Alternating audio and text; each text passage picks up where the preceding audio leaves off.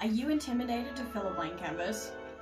Don't worry, I am too. So let's go along together and try and fill this canvas up with something that we can be proud of at the end of the day. Hello, and welcome to another adventure with me. Today we are filling this canvas with a painting inspired by Holly Jackson's A Turtle Silhouette.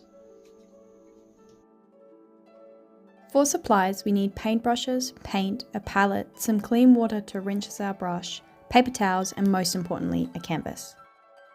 The best way to overcome the intimidation of a white canvas is to get some paint on it. I've started here with 3 shades of blue in my palette, a light, medium, and a vibrant blue. Varying my shades creates depth and contrast, much like how the ocean has varying shades of blue depending on the depth. I'm creating smooth transitions by blending the colours as I paint. I use a clean paintbrush for this. I want to keep the outside edges darker and brighten the centre. Leaving a circle on the canvas empty will be where the sunlight is shining through from above. After we let paint dry for about 30 minutes to an hour, we now begin to create our sunlight. I want to keep some blue tones and highlight the sunshine with yellow and white. Since the blue background isn't fully dry, our transitions will be more smooth and natural.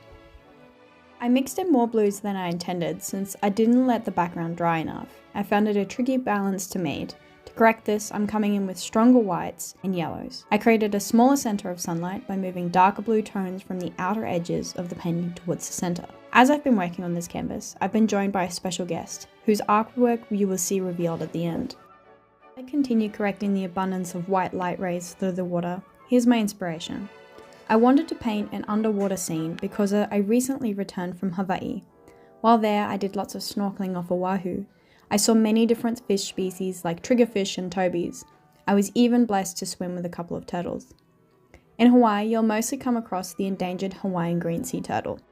They are also found off the Australian coast and you can swim with them on the Great Barrier Reef. There are 2 subpopulations, the Indo-Pacific and Atlantic. These peaceful creatures are one of the largest and only herbivorous marine turtles. They eat almost exclusively seagrass and algae.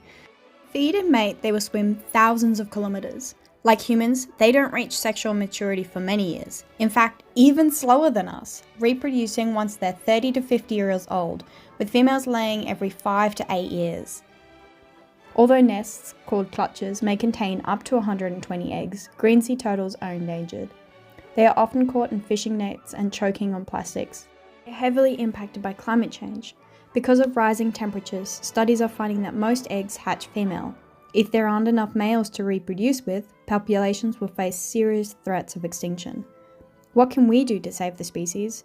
The answer is we can reduce deforestation for carbon and oxygen production, correctly dispose of our rubbish, and donate to organisations that are working to protect green sea turtles. I've got a few groups listed in the description if you would like to donate.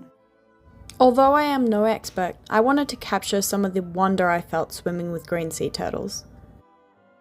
So the next steps are finishing our sunlight and letting the paint dry completely. I needed to leave it overnight before I did this. Dry, I've added the turtle silhouette a little below the sunlight, some seagrasses and corals to the base.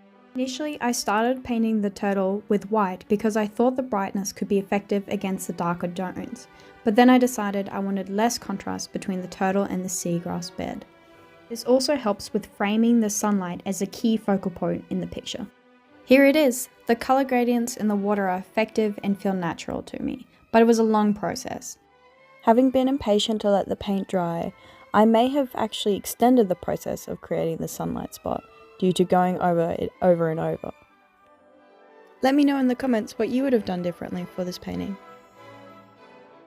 Now the moment you've been waiting for, my special guest painting. It's my mum's. She's got a beautiful final result. Something she's done amazingly well is the movement in the vegetation.